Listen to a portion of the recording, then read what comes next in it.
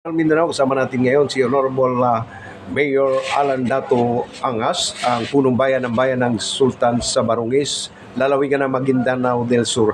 Magandang umaga at happy Eid al-Fitr.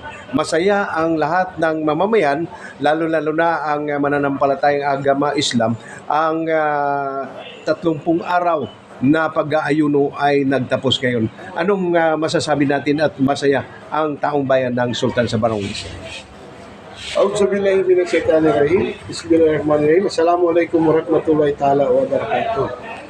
Alam mo ngayon na pakasaya tayo dahil kahit pa paano nakayanan natin yung 30 days na pag-ayuno natin sa buwan ng Ramadan. So ngayon ito yung Eid al-Fitr natin ngayon at ako po'y bumabati sa lahat po ng mga nakikinig at lahat po ng tao sa buong mundo na mga happy Eid al-Fitr.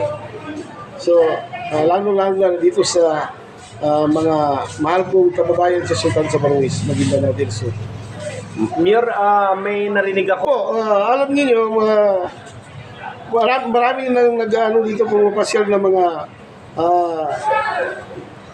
negosyante na kung gusto nila magpasok dito sa Sultan sa Barangis at unang-una tinitingnan nila yung safety natin. So, yun po ang iyan natin dahil unti-unti na tayong maganda ang sitwasyon dito sa Sultan sa Barangis, lalo na ang peace and order at napag-isipan namin na gagawa kami ng mga commercial building dito para magkaroon tayo ng mga investor na pupunta dito, papasok dito dahil handa silang pumasok, lalo na kung safety sila. So ang pinaka-safety na minsan nasasabi nila is malapit sa municipal hall dahil nandito yung kapulisan natin at talagang pag dito, pwede nating sabihin na safety talaga. Kasi long DIY po ito, bound. Marami pa rin tayong bisyo sa Sultan sa Barangis. Lalong-lalo na kung paano natin ma-uplift yung kabuhay ng ating mga constituent. Dahil sa Sultan sa Barangis ay nabubuhay ang mga tao dito sa farming at saka fishing.